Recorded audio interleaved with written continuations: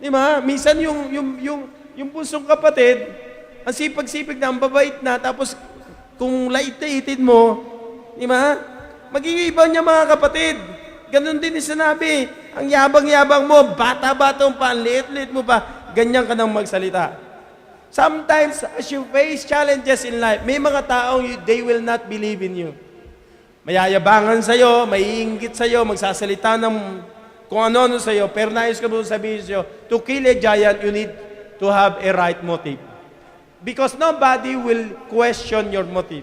They may question what you tell them, di ba? What you want to do, but behind of all that, the right motive will bring you to success.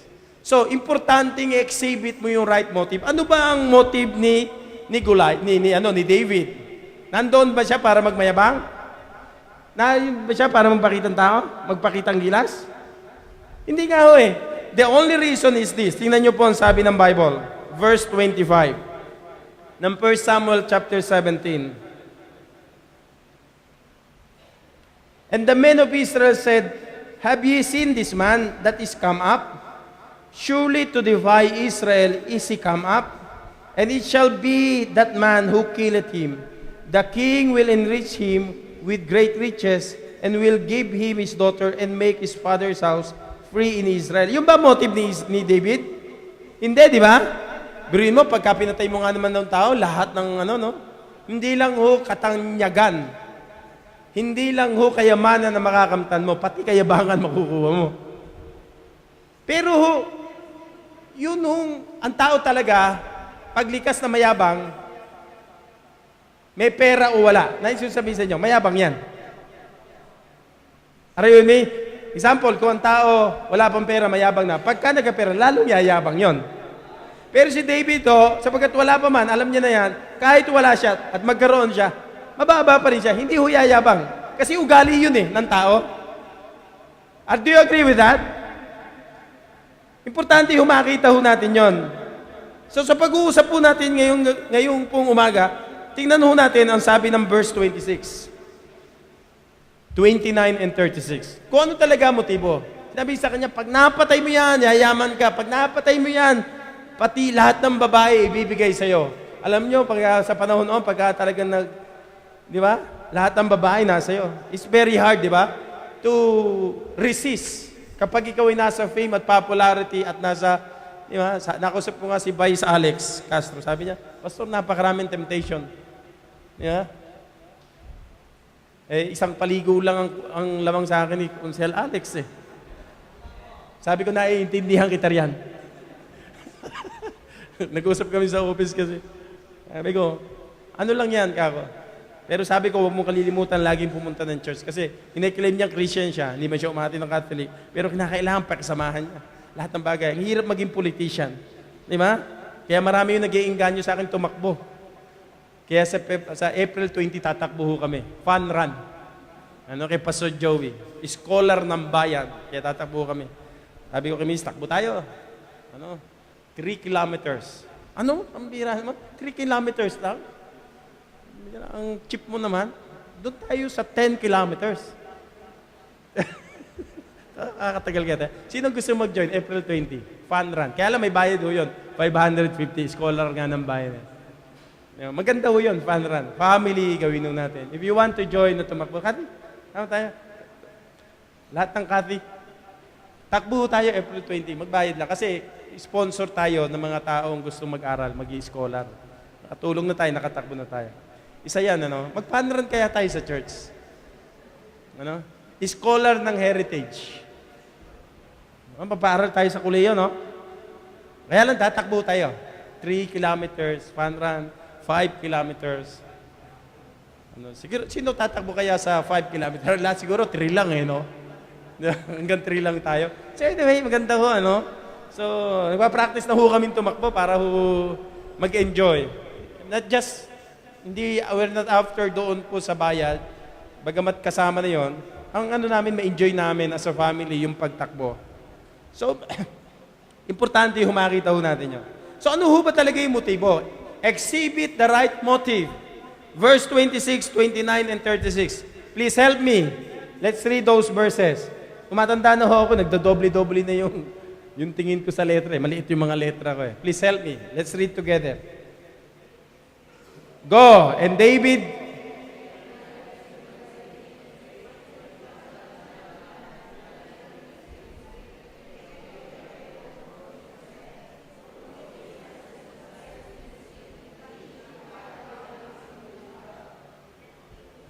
$29.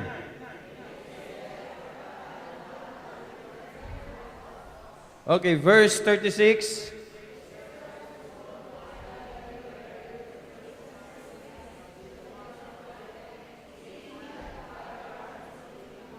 So David said, Goliath was mocking the God of Israel. He's defying the armies of the living God. Kasama, pag dinivay ang pangalan ng Diyos, kasamang dinidivay ang ang mga anak ng Panginoon. And David could not stand. Di ba? Na ginagano ang pangalan ng Panginoon at ang lingkod ng Panginoon at ang mga tao ng Panginoon. So ano sabi niya? Ano yung in-exhibit niyang right motive? He exhibit what? The right motive by giving glory to God. Yun ho yung pinakamahalagang makita ho natin na sa lahat ng pagharap natin for us to be able to kill Goliath or challenges in life, gawin mo lahat para sa kaluwalhatian ng Panginoon. Amen? Sabi ng Bible, whatever you do, whether you eat or drink, do it for the glory of God. Wag ho nating aalisin kahit nagbabasketball ho tayo. Ano man ang ginagawa natin, gawin natin para sa kaluwalhatian ng Diyos. Minsan, nadadala tayo ng ating emotion. Di ba? And I hope, di ba? Isa lang ho ang lagi ko sasabihin sa inyo. Ano ang natutunan nyo sa church na to? Ano ang natutunan nyo sa salita ng Panginoon?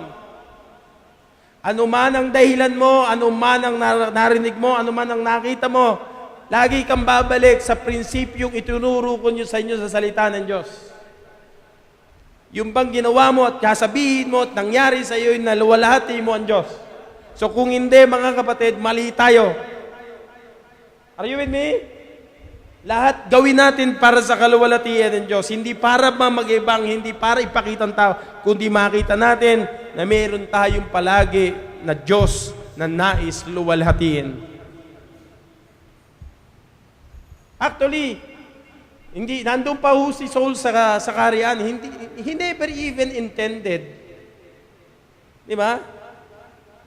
Na it took over yung pagiging hari ni Saul. Sabi kasi ng Panginoon kay Saul, hindi ka na magiging hari. Nalaman ni David, inanood na ho siya. Kaya lang, hindi niya ginrab yung opportunity. He waited for the right time. Di ba? Nung mamatay si Pastor Orara, burial niya ho bukas, 6:30 ng umaga. Sabi na maraming tao, sino papalit ng pastor? Ang laki na ho ng gawain ni Pastor Orara, ang daming property, nagpapatayo sila ng building. His people has been a loving people. And then, at the age of 53, na heart attack, makita mo, pinalabas mo sa television nung siya nag-speak ng graduation, makikita mo ang bagal ng kanyang salita. Alam mo may nangyayari, hindi niya lang di ba? Sabi ng kanyang asawa ng umaga, nang patungo nila sa graduation, nararamdaman na nahihilo na siya, masakit na ang ulo. Sabi ng kanyang asawa, Han, huwag ka na magpunta sa graduation. Alam niyo, minsan ang tao hindi maiintindihan eh. Di ba? Graduation, tapos gawain mo to, tapos wala ka. Sometimes people will be judgmental sa nangyayari. Sabi niya, hindi pwede what people will say. You know, tapos at the same time, yung anak mo gagraduate pa. Di ba? Tapos naghihintay yung mga tao mo, tapos they are expecting you as a father in the faith. Ay, hindi, kailangan ko pumunta. Sometimes tama ang mga asawa. Mga asawang babae. Walang amen. Sometimes tama kayo. sabi ko na may magre-react eh. Di ba? Hindi ba ako tapos? Hindi, ulitin ko na sana, ano na kayo eh. Umirit ka agad kayo eh. Gusto ko lang marinig nyo, hindi pala sometimes dapat pa, most of the times. Di ba? Hindi nakinig, namatay. Di ba? Namatay. Kaya before I preach, dapat mag-take ng blood pressure ko. I have to sleep. Advice ko ng doktor ko at least 8 hours. Kagabi, gumising ko ng alas 5, hindi na nakatulog. Tutulog ka siguro ng alas 12, hindi 8 hours. I have to sleep. Di ba? Para may energy. Kaya sometimes, kinakailangan ko yung mga preacher para mag-substitute, lalo na pagka may nararamdaman po. And thank God for my leaders na nagsasubstitute. Magiging mga song leader natin, mga gwapo. Di ba? Matitindi yung mga leaders natin. Di ba? And I thank God. So, pag namatay ako, meron na susunod sa inyo. Di ba? Mag-jack and point na lang kayo. Jack and boy. Di ba? O yung tatanungin, hindi nyo dapat pag-aawayan kung pag namatay ako, sino napapalit, kinakailangan, lahat ng bagay maayos. Hindi sapagkat gusto mo kung ano ang kalooban ng Panginoon. Sabi na iba, dapat yung anak ng pastor, dapat si ganito, dapat si ganito. Kung ano ang makakaluwalhati sa Panginoon. Hayaan natin ang Diyos ang pumili. Hindi dapat pag-aawayan, hindi dapat pagtatalunan. If ever na mamamatay ho ako, okay? Church, tatandaan nyo palagi, if ever lang, maliban na lang, nagpe-pray na ako kayo mamatay ako. Hindi, biro lang po. If ever na mamamatay ako, wag magiging dahilan na pag may pinili o ano pa mang nangyari na pagtatalunan nyo, keep the church intact. Di ba? Kung sino man ho, yung talagang papalit doon, ayaw mo man at hindi, suportahan mo at mahalin mo. Para lang ang church maging united. Kasi nobody is indispensable. Tama? Si Saul, pinili ng Panginoon, nagkamali, inalis ng Panginoon. Nobody is indispensable in the ministry and in leadership. Nag-aalis, nagpapalit ang Diyos, naglalagay ng ari, inaalis. Lahat po ng bagay. Lahat po ng bagay may panahon.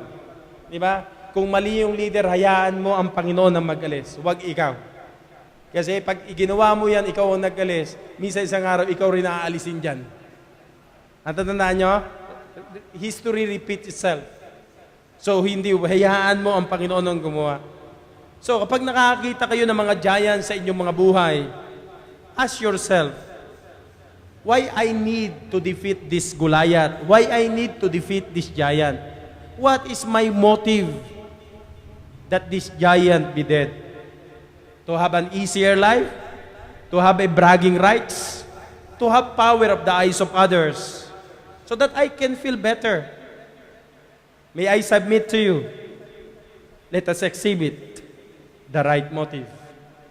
Amen? Number 2.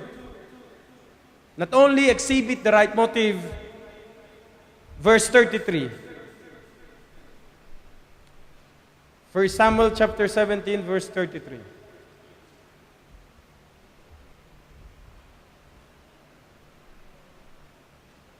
And Saul said to David, "Thou art not able to go against this Philistine, to fight with him, for thou art but a youth,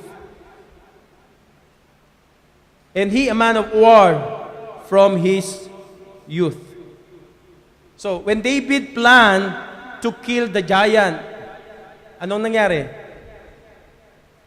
Saul, heard that David wants to kill Goliath. Alam niyo ang ginawa ng leader? He joined to the naysayers. Di ba? David, you cannot kill Goliath. Alam nyo, minsan, may mga taong will put you down.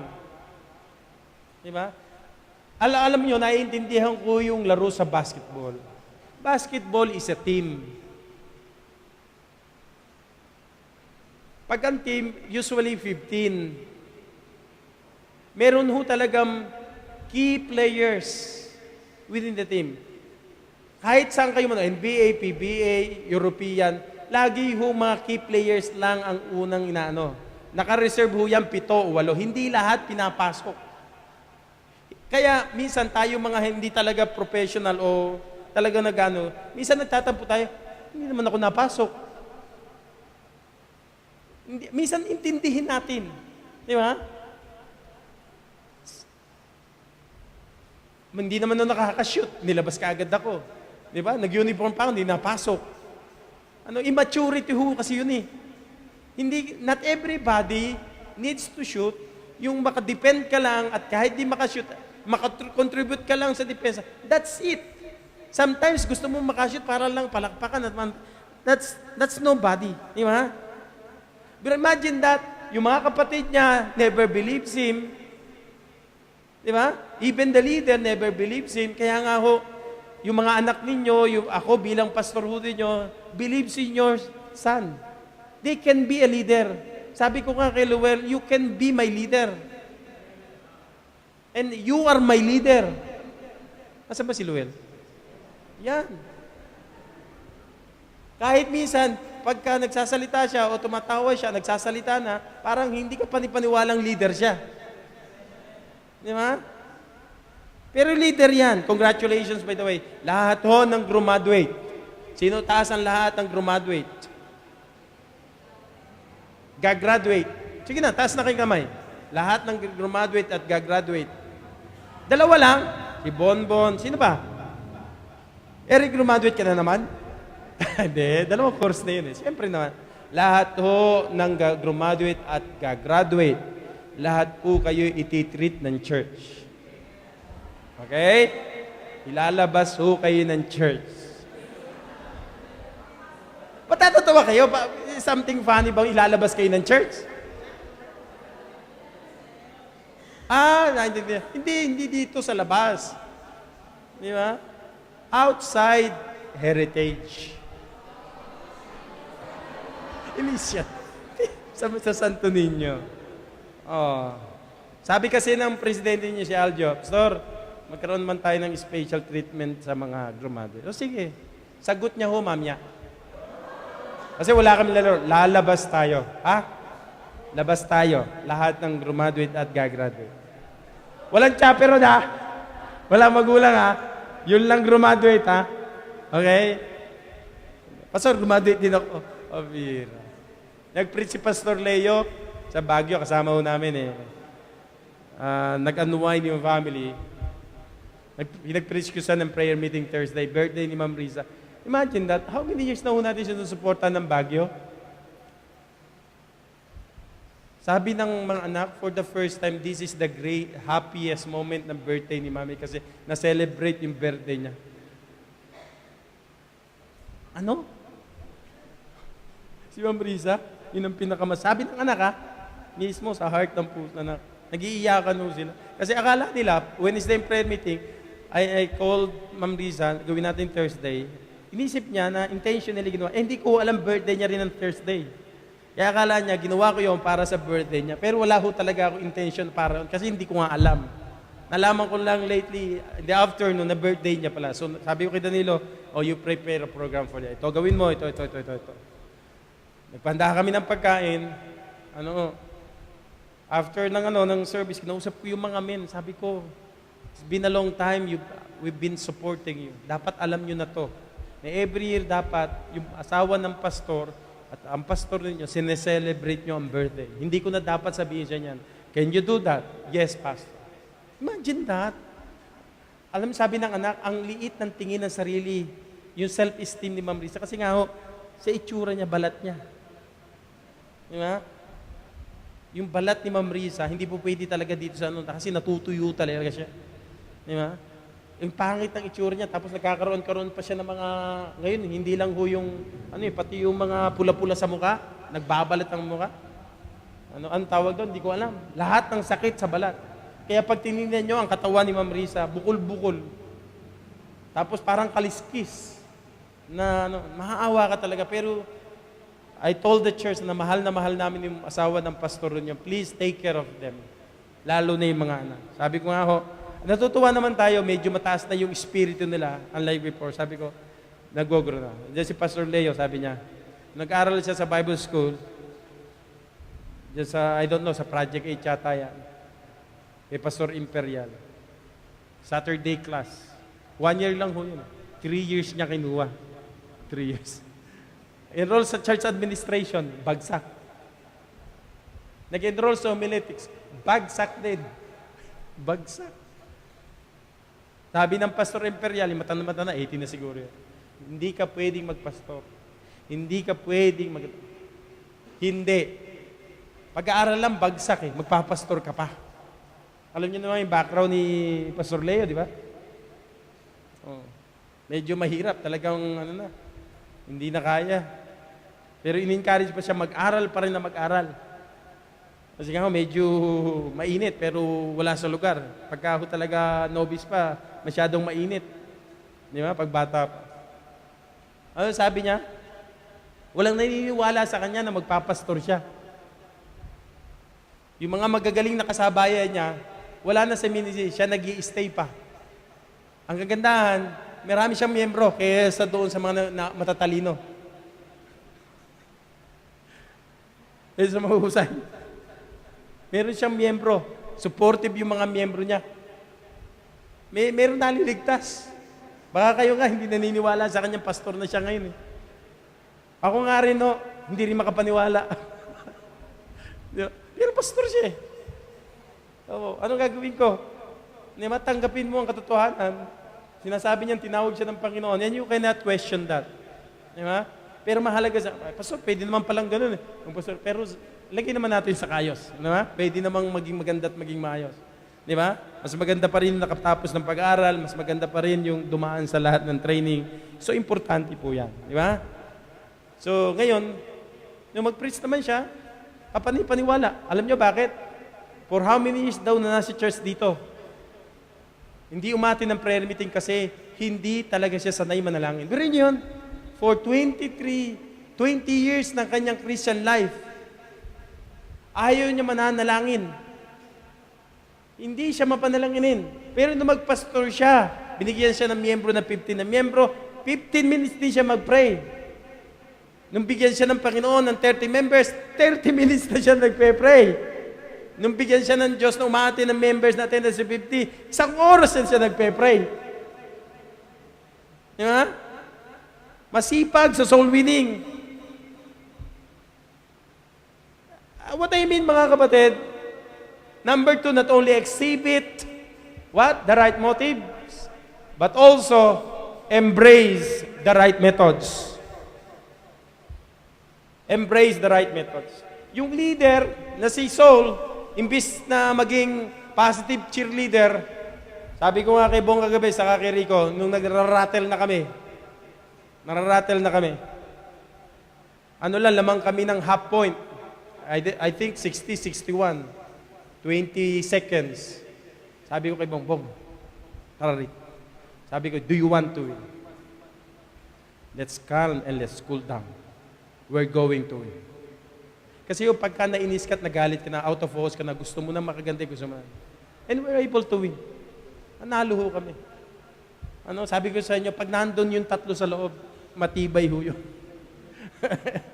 Yung depensa sa loob. Basta nagkakaintindihan kami sa loob, walang pwedeng gumiba. Ganon din ho eh.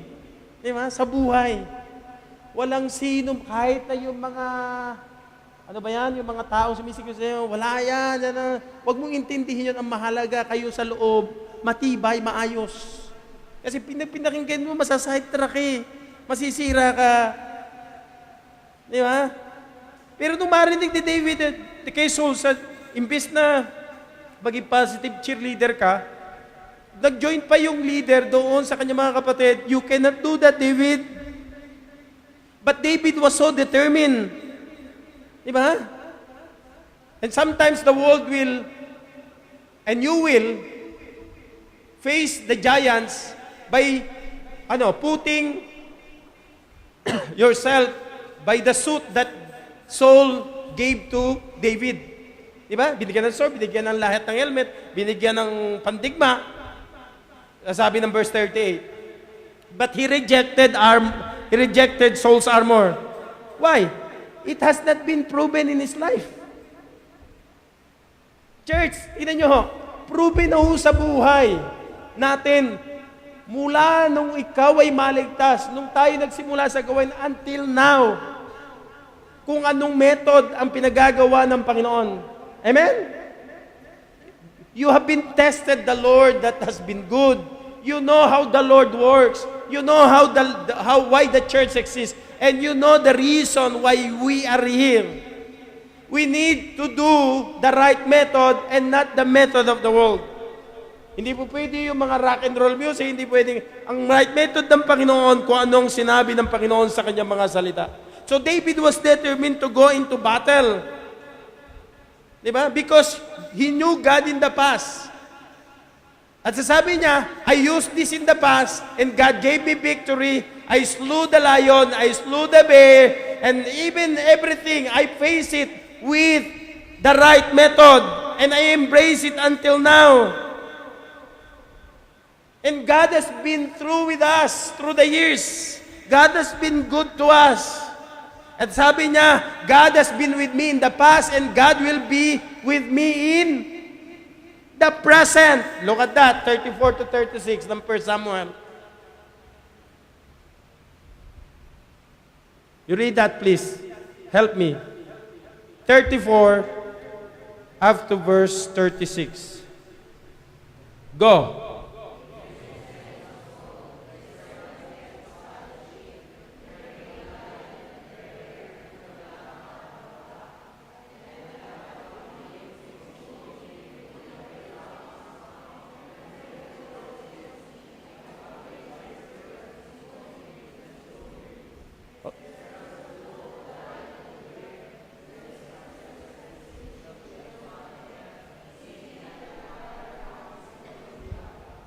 Oh, David did not know about the shields, the spear, and the swords. He never went to the school of armies. He never have armory. Di ba? Armor or archery. But listen, sabi ng Bible, he knew God. And he knew God will give him victory. He knew God is greater than a giant. He knew that God is greater than any challenges in life. He knew God's plan in his life. And he hold on in the past and even in the present and even in the future. He knew God. He knew God's plan. He knew God's purpose. Look at verse 40. Ano yung ginamit niya? And he took in his staff, what? His staff in his hand and chose him 5 smooth. What? Stones out of the brook and put them in the shepherd's bag, which he had even the script, and in his sling was in the hand, and he drew near to the Philistine. Alam naman natin why he took the 5 stones, di ba? We know that. May mga kapatid pa si Goliath, or if ever na sumablay siya, di ba? He will have another one. Folks, we have many methods that the world can offer. Isa lang ang method natin, patuloy nating kilalanin at makilala ng lubusan ng Panginoon sa buhay natin. And God will give you victory. Amen? God will give you victory. At tutuwa naman ako paano ang Panginoon gumagawa sa buhay ninyo at sa buhay ng gawain natin, sa buhay namin, at sa maraming kakilala kong mga mananampalataya. The Bible says, the just shall live by faith. And will always. Diba? We walk by faith and not by sight. The Bible says. So if you want to see the giants in your life lying dead in your feet, God is greater than your giants. Amen? God is greater than your giants. God did not save you, church, to be defeated, for you to fall in the hand of the giant or challenges. Not only that, giants are placed in our lives for us to grow in the Lord. For us to grow. Yung mga challenges natin sa buhay, they are there for you to be victorious. So embrace what? The right methods. Patuloy tayong lumago, patuloy natin kilalanin ng Panginoon. Never retreat, always move forward for the glory of God. Number 3 and last, you have to expect the right miracles. David walked through the valley of impossible situation. Many doubted, many ridiculed, Yet his faith allowed David to accomplish everything that fear denied Saul and others. Amen? Just focus, just believe in God. Alam niyo po, importante sa tao na buo ka sa loob. Pagka luray-luray ka sa loob, mga kapatid, lahat ng maririnig mo at makikita mo, papansinin mo lahat. Aawayin mo, magagalit ka, magsasalita ka, magwawala ka, pero pagka buong-buo ka, sa loob ng pagkatao mo, nobody will disturb you, nobody will discourage you, nobody will defeat you, nobody will put you down. Amen? Nabasa ko kasi si Kobe Bryant ay nagkaroon ng torn ligament. Sabi niya, I am now 34 years old, going 35. And I am about to go to the operation room. I don't know if I can go back. I don't know what will happen to my career. But one thing I know, bilang Black Mamba, alam mo sabi niya? I will fight and I will come back. See? I believe in my teammates. Kasi playoffs na eh. Kung kailan playoffs, nagkaroon ng disgrasyang ganon. I believe in my teammates. Di ba? Yun yung espiritu that you always expect right miracles. Di ba? Kasi napatunayan mo na ang Diyos sa nakaraan. Are you with me? Kaya may dahilan ba tayo mag-celebrate ng 15 years? Kasi God has been good to you for the past years o last year. Anong magandang ginawa ng Diyos sa iyo para mag-celebrate tayo? What are we expecting miracles today and tomorrow and for the coming months and years of our lives? Expect great things from God. Amen. And God will do great things for you. Face it. Do not run away. Do not avoid any challenges. Do not be discouraged. That's how you kill the giant. Amen? What is your giant today? Face it. Kill it. Like the Black Mamba. I'll go on. I'll move on. I believe in. God believes in you. And I believe in you. Do you believe God? Do you believe in yourself? Kill the giants. Amen?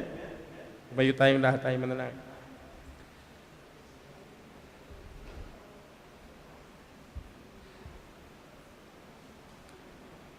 I don't know, Lord, what kind of challenges or giants are we facing today or tonight or tomorrow. Many times we have fears that we can be defeated. Hindi pa ho kami nakikipaglaban, talo na ho kami sa isipan po namin. It might be sin, it might be difficulty in life. But it can be defeated. Giants, challenges can be defeated, can be destroyed by the power of God. I challenge you. Bring your giant to the feet of Jesus. Examine your motives. Embrace God's method and expect victory coming from God. Church, what do we expect in our 15-year anniversary? What are you expecting? To your family, to your children, to our church, to your future. Expect right miracles. Why? You have the right motive. You exhibit the right motive. You embrace the right method. You know God. You know the power of God. You knew God in the past. And you know Him even today. And continue to know Him. Will you? Kill the giant. Lord, help us this afternoon as we come. Help us, Lord, to do everything that we can do